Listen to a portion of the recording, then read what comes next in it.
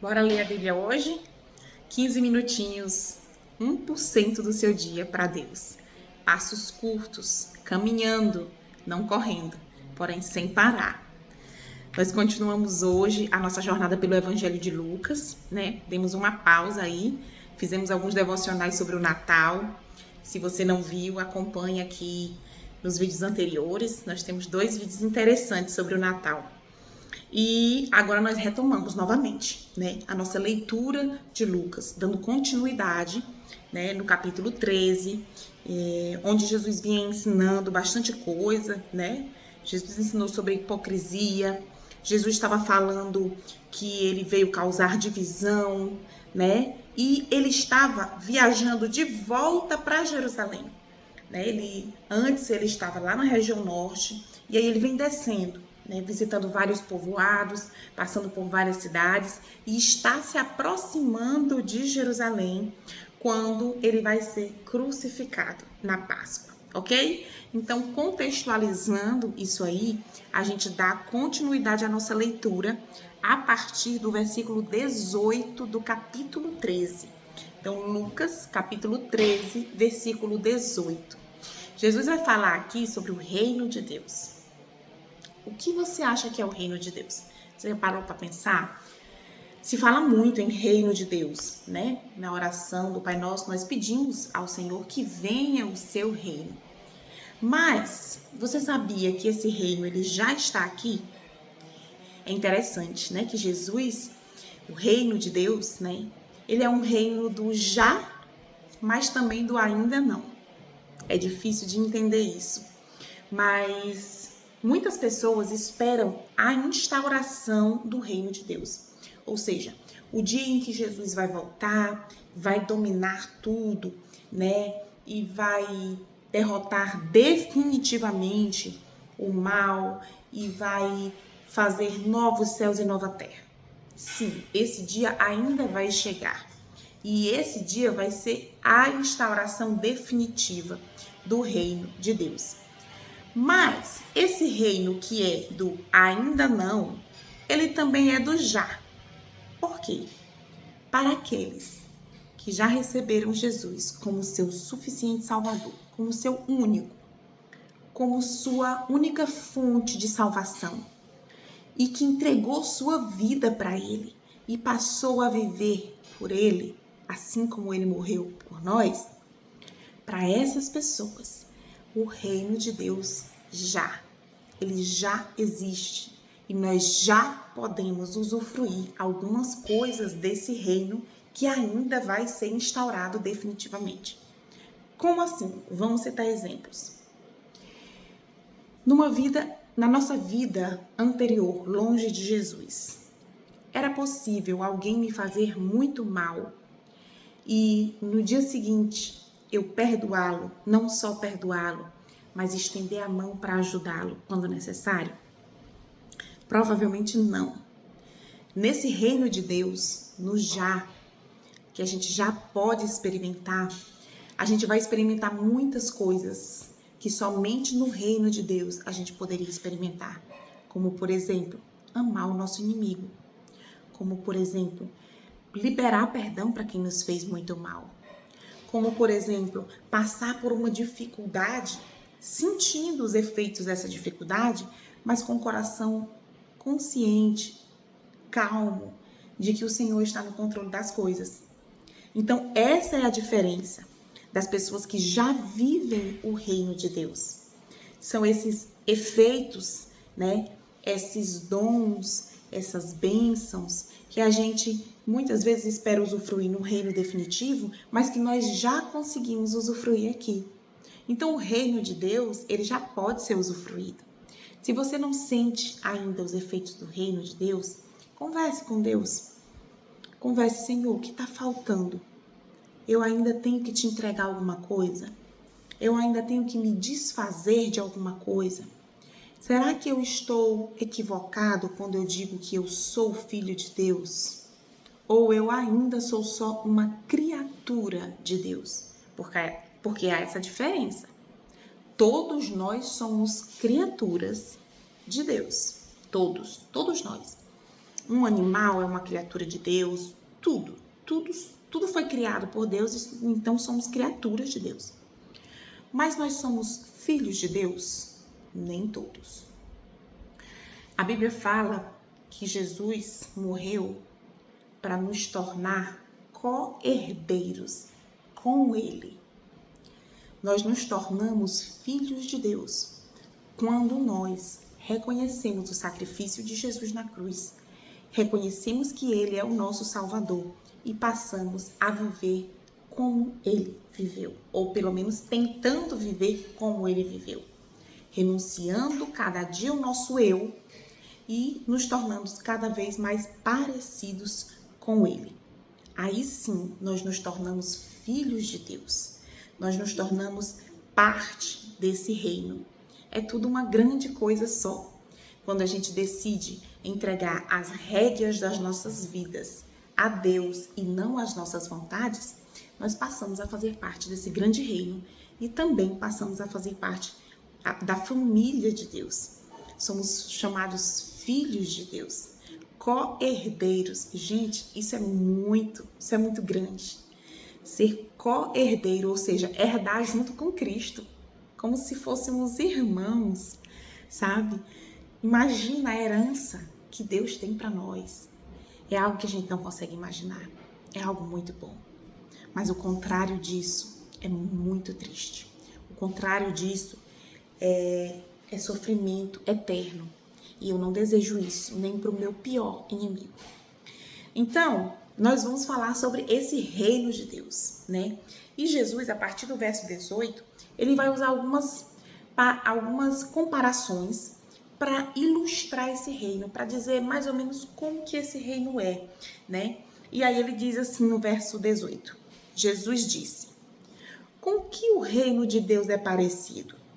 Que comparação posso usar? Ele é como uma semente de mostarda, que um homem pega e planta na sua horta. A planta cresce e fica uma árvore, e os passarinhos fazem ninhos nos seus ramos. Jesus continuou: que comparação poderei usar para o reino de Deus?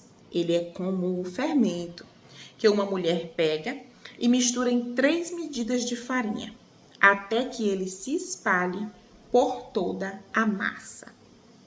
Olha só essas duas comparações que Jesus fez. Ele disse que o reino de Deus é como uma semente de mostarda e ele é como fermento.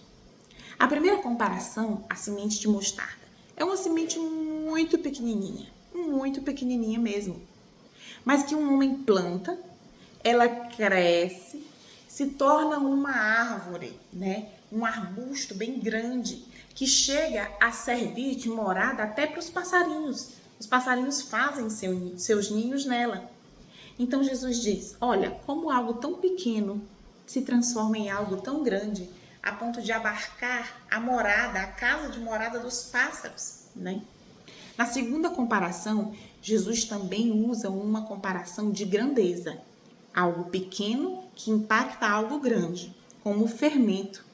O fermento, você já deve ter ouvido eu falar sobre isso aqui.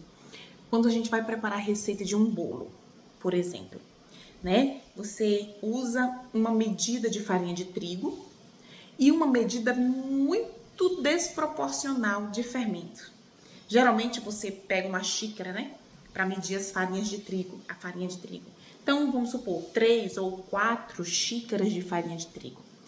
Quando você vai ver na receita a quantidade de fermento, às vezes é a pontinha de uma colher de chá, a pontinha de uma colher de café de fermento.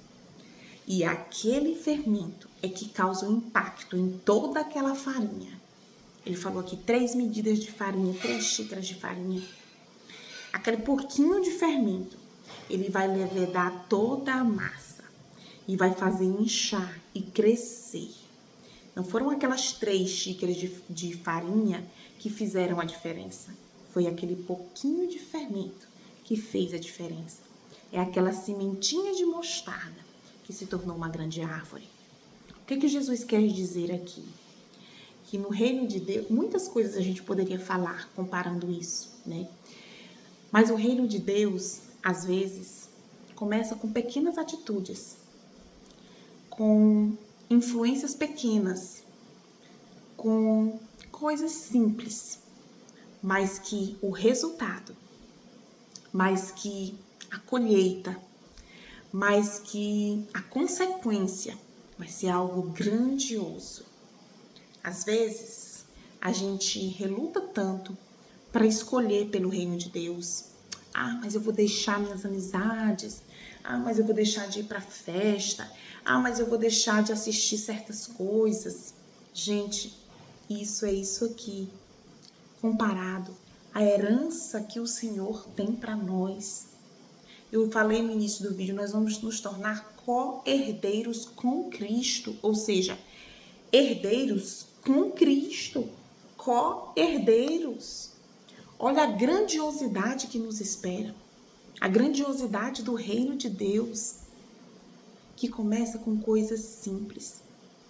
Começa você assistindo um vídeo, começa você lendo um versículo, começa você dizendo, hoje eu vou ser diferente, mas que vai se desenvolvendo, né? Começa você lendo um capítulo, e aí passa a ser todo dia, e aí você passa a mudar, e aí você passa a dizer, eu vou tirar isso aqui, eu vou deixar isso aqui de lado. E isso vai se tornando algo grande. E sabe quando isso vai se tornar algo gigante? Quando nós formos para a glória. Quando vier o novo céu e nova terra. Quando a gente realmente vai usufruir dessa herança. E aproveitando o gancho de deixar coisas que eu tenho que deixar, Jesus vai falar agora de uma coisa muito importante e que você já deve ter ouvido. Ele vai falar da porta estreita. Olha só. Por isso nós temos que deixar, porque a porta é estreita, não vai dar para passar com muita coisa ali não. E eu não estou falando de coisas materiais. Eu estou falando de coisas que nos prejudicam. Coisas que não comportam, que não cabem no reino de Deus. Que também pode ser coisa material, mas na maioria das vezes são coisas que estão no nosso coração. Vamos ler. Versículo 22 diz assim: Jesus atravessa cidades e povoados, ensinando na sua viagem de volta para Jerusalém. Alguém perguntou: Senhor, são poucos os que vão ser salvos? Jesus respondeu: façam tudo para entrar pela porta estreita. Pois eu afirmo a vocês que muitos vão querer entrar, mas não poderão. O dono da casa vai se levantar e fechar a porta. Então vocês ficarão do lado de fora, batendo na porta e dizendo: Senhor, nos deixe entrar. E ele responderá: não sei de onde são vocês. Aí vocês dirão: nós comemos e bebemos com o Senhor. O Senhor ensinou na nossa cidade. Mas ele responderá: não sei de onde são vocês.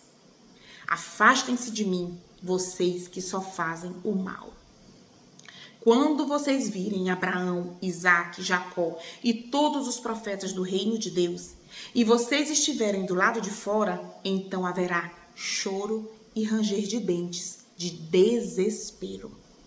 Muitos virão do leste e do oeste, do norte e do sul, e vão sentar-se à mesa do reino de Deus.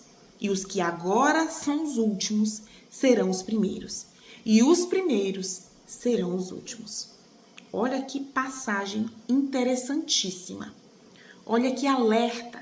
Olha que ensino Jesus está nos trazendo. Gente, isso é pérola. Isso é ouro, isso é preciosidade. Se agarre a passagens assim. Reflita. Nós precisamos mudar hoje. Nós precisamos mudar agora. Não é preocupar-se com o dia que Jesus vai voltar. É preocupar-se com o dia que nós vamos ser encontrados por Ele. Nós vamos ter o nosso encontro com Ele. Isso pode ser quando Ele voltar, mas isso também pode ser na nossa morte. E a nossa morte é incerta, pode ser a qualquer momento. Nós precisamos considerar palavras como essa, de grande importância, não só para nós, mas para as pessoas que a gente ama. Compartilhe essa mensagem, leia esse texto para as pessoas que você ama. Nós precisamos entender o que é passar pela porta estreita. Jesus falou aqui de pessoas que bateram depois que a porta já estava fechada. Gente, a porta ela vai fechar em 2 momentos. Ou quando Jesus voltar, que é o que a maioria das pessoas pensam, né? E sim, ela vai fechar nesse momento. Ou quando a gente morre. Quando a gente morre, a porta fechou pra gente. Se a gente não entrou até o momento da nossa morte, não adianta decidir entrar depois.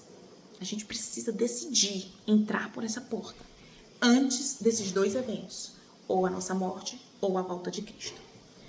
E essa porta fechada, as pessoas estão batendo e estão dizendo: Senhor, nós comemos e bebemos contigo. O Senhor ensinou na nossa cidade. Quantas pessoas hoje estão comendo e bebendo com Jesus?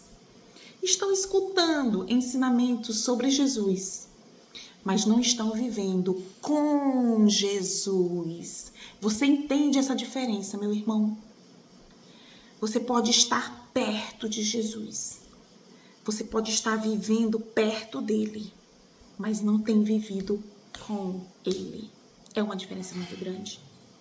Muitas pessoas estão nas igrejas, muitas pessoas estão tomando a ceia, participando da Eucaristia, na Igreja Católica, por exemplo. Estão comendo e bebendo com Jesus. Concorda ali na ceia, na Eucaristia, mas não estão vivendo com ele. Estão ouvindo os ensinamentos dele, como esses aqui disseram, mas não praticaram os ensinamentos dele. Jesus falou: aqueles que ouvem a minha mensagem e põem em prática é como um homem que decidiu construir uma casa e construiu sobre a rocha. Veio vento, tempestade, o vento soprou contra a casa dele, mas ela se permaneceu firme. Já aquele que ouve meus ensinamentos, mas não põe em prática, é como um homem tolo, insensato, que decidiu construir uma casa, mas construiu na areia. Mais fácil, na areia, né? Veio o vento, veio a tempestade, soprou sobre aquela casa e derrubou. O vento, a tempestade veio sobre as 2 casas, mas uma estava construída sobre a rocha. Porém, construir sobre a rocha requer esforço, requer escolha, requer decisão. Você precisa tomar essa decisão mais séria, mais importante e a mais feliz da sua vida. Isso é muito importante. A diferença, né, está na porta. A diferença entre viver perto de Jesus e a viver com Jesus está na porta. Porque na porta estreita você precisa renunciar. Você precisa deixar coisas para trás. E viver com Jesus é viver da forma como Jesus quer que você viva e não da forma que você escolheu viver. Tá, Francisca, beleza. Eu vou decidir viver como Jesus quer que eu viva. E como é? Tá aqui, ó. A gente tá aprendendo isso. A cada caminhada nós temos aprendido. Então é ler, entender e pôr em prática. Ler e entender, eu tô aqui para segurar a tua mão, para te ajudar. Mas pôr em prática é você e o Espírito Santo. Peça a Ele que Ele venha morar no teu coração e diga: Espírito Santo de Deus, eu não sei como deixar isso para trás. Eu não sei como deixar essas bagagens que vão me impedir de atravessar pela porta estreita.